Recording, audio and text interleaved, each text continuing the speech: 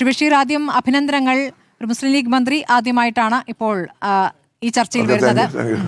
അപ്പോൾ വകുപ്പ് സംബന്ധിച്ച് തീരുമാനമായോ? പാർട്ടിക്കുള്ളിൽ തീരുമാനമായോ എന്ന് ചർച്ചകൾ കൂടി നടക്കുന്നു.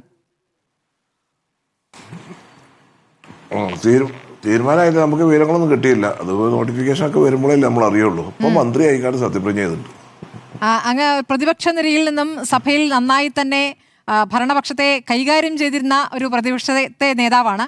അപ്പോൾ ഭരണപക്ഷത്തിലേക്ക് എത്തുമ്പോൾ അല്ലെങ്കിൽ മന്ത്രിയായി വരുമ്പോൾ എന്ത് മാറ്റമാണ് അങ്ങ് സ്വയം വരുത്താൻ ഉദ്ദേശിക്കുന്നത്?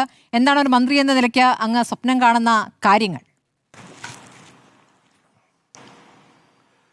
മന്ത്രി എന്ന നിലക്ക് നമ്മളെ എല്ലാവരുടെയും വിഷയങ്ങളൊക്കെ ഉണ്ടാവും. സാധാരണക്കാരായ ആളുകൾക്ക്, ജനങ്ങൾക്ക് നമ്മളെ സമീപിക്കാനുള്ള ഒരു അവസരം ഉണ്ടാകണം. അവരുടെ പ്രശ്നങ്ങൾ കേൾക്കാനുള്ള ഒരു മനസ്സുണ്ടാകണം. എല്ലാ കാര്യങ്ങളും നമുക്ക് തൃപ്തികരമായി ചെയ്തു കൊടുക്കാൻ സാധിക്കില്ല. എന്നാലും ഒരു പരിധിവരെ അവരെ സഹായിക്കണം. കഴിഞ്ഞ 10 കൊല്ലമായിട്ട് ജനങ്ങളുമായി അകന്ന ഒരു ഗവൺമെന്റ് കേരളം ഭരിച്ചത് കൊണ്ടാണ് ഐക്യ ജനാധിപത്യത്തിന് 102 സീറ്റുമായി ജനങ്ങൾ ഒരു മാറ്റത്തിന് ആഗ്രഹിച്ച് ഐക്യ ജനാധിപത്യത്തിനെ അധികാരത്തിലേറ്റിയത്. അതിന്റെ ആ തെരഞ്ഞെടുപ്പ് ഫലത്തിൽ ഉൾക്കൊണ്ടുകൊണ്ട് തന്നെ ഞങ്ങൾ മുന്നോട്ട് പോകും. ഇന്നിപ്പോൾ വലിയ ജനസാഗരമാണല്ലോ ഒഴുകിയെത്തിയത് ഈ സത്യപ്രതിജ്ഞ ചടങ്ങ് കാണാൻ. പ്രത്യേകിച്ച് മലപ്പുറത്തുനിന്നും മലബാറിൽ നിന്നൊക്കെ നിരവധി പേർ എത്തിയിരുന്നു. അപ്പോൾ അവർക്കൊക്കെ വലിയ പ്രതീക്ഷയാണ് സർക്കാരുമായി ബന്ധപ്പെട്ടുള്ളത്.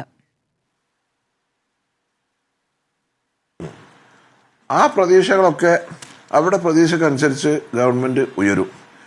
ഇവിടെ പറഞ്ഞ കാര്യങ്ങളൊക്കെ, നമ്മുടെ പ്രകടനപത്രികയിൽ പറഞ്ഞ കാര്യങ്ങളും ഒക്കെ നടപ്പിലാക്കും. അതിനുള്ളൊരു ഇച്ഛാശക്തിയുള്ള ഒരു മുഖ്യമന്ത്രിയും അതിനുള്ള ഒരു ക്യാബിനറ്റും അതിനുള്ള ഒരു UDF സംവിധാനമാണ് ഇന്ന് സംസ്ഥാനത്ത് ഉള്ളത്. ശരി, വളരെ അതുകൊണ്ട് ആ കാര്യങ്ങളിലൊന്നും യാതൊരു ബേജാറും വേണ്ട. കാര്യങ്ങളൊക്കെ നടക്കും. ശരി, വളരെ നന്ദി ശ്രീ PK ബഷീർ. ചർച്ചയിൽ ഈ ഘട്ടത്തിലെത്തിയതിന് എല്ലാ ആശംസകളും.